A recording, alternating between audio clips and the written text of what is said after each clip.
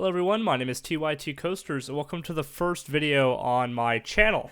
Now I decided to do a coaster review for my first video because, well, it's my channel and I can, and also because I have a very interesting way of ranking the roller coasters I ride, at least the way I'm going to be doing it here on this channel. Now, a lot of people decide to rank their roller coasters on their videos just based on their preference. Of course, at the end of the day, it's always going to be based on their preference, but I wanted to get a little bit more into detail with my coaster rankings, so you'll see that across the board for all the coaster rankings I do. I'm going to be ranking coasters within a couple of different categories because I think, well, yes, the roller coaster portion itself is definitely important. I think that there are other things that could make or break your experience with a roller coaster, especially if you are not a roller coaster enthusiast like a lot of my friends. So I will be ranking roller coasters based on appearance, operations, comfort, the fun factor, and the thrill level. And by thrill level, I don't necessarily mean how intense it is. I more so mean, like, is it a family coaster or is it a genuine thrill coaster? So yeah, let's get into the ranking of Emperor at SeaWorld San Diego. Let's start with appearance. Emperor looks great from off-ride, but once you get towards the plaza, you start to notice a lack of theming. Well, yes, the entrance sign is really cool. I actually think the entrance sign closest to Journey to Atlantis is cooler than the official entrance sign of the coaster, which you can see on screen right now. The sign's cool, the queue line is extremely bare bones, and it's basically sitting on a big dirt plot of land. It doesn't look very good in that regard. There's some white and black rocks to kind of say, hello, this is a penguin ride, here's penguin colors. But as you can see in this clip right here, there is absolutely no station whatsoever on this coaster, and that is really a problem. But it does look really pretty from off-ride. The blue is very nice. The drop and the Immelman are the main focal point of the plaza, and I think it looks pretty cool, so I'm going to be giving appearance a 3 out of 10. As far as operations go, SeaWorld San Diego has some pretty good operations. The operations on Emperor are no exception. There have been times where I have noticed, at least on slower days, that operations are, slower, but it seems like when they really need to be quick, they are pretty quick. But I'm going to be giving the operations for Emperor a 7 out of 10. Now let's talk about comfort. This is something that, in my opinion, is really holding Emperor back from being a truly great dive coaster. And I've done 2 dive coasters now. I've done this one, and I've done SheiKra. I have not yet gone on Valravn because that was closed when I went to Cedar Point, but that also has the same kind of train, being the vest restraints. And my God, I hate B&M vest restraints. These are some of the most uncomfortable restraints I have ever experienced.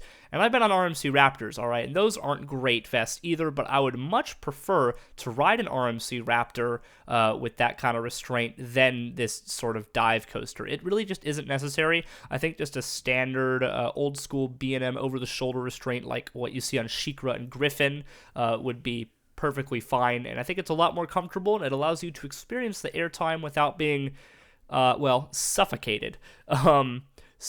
Yeah, the comfort is not great on this. I'm going to be giving it a 6 out of 10. It's not horrible. Like, it's not enough to truly take away from the ride, but it is definitely noticeable.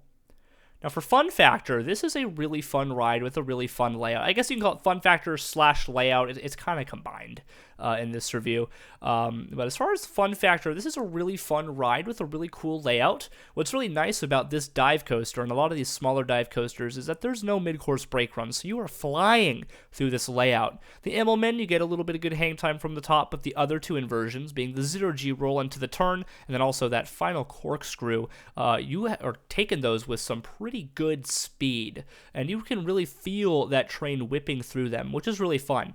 The drop on this is also incredible, and you get a very nice scenic view of downtown San Diego and the surrounding Mission Bay area, along with the Pacific Ocean as well, and Ocean Beach and stuff like that from the top. And I mean, it's just a beautiful view. So overall, the fun factor of Emperor is going to be an 8 out of 10. Is it like a truly elite roller coaster that's deserving of a 9 or a 10? No, definitely not. In fact, Emperor is not even my favorite roller coaster at SeaWorld San Diego as far as fun factor. But it's still a great ride, so it gets an 8 out of 10.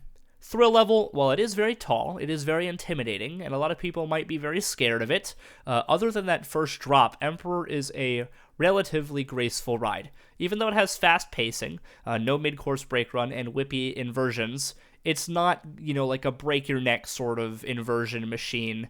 It's not anything super scary, but it is definitely not a family coaster. So for thrill level, I'm going to be giving it a 7 out of 10, which brings the average final score to a 6.2 out of 10.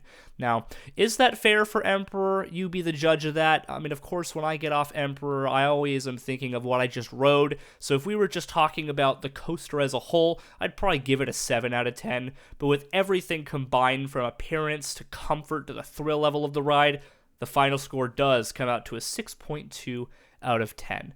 Let me know what you guys think of Emperor. Have you gotten the chance to experience this? And if not, head down to SeaWorld San Diego, try it out. It's a great ride.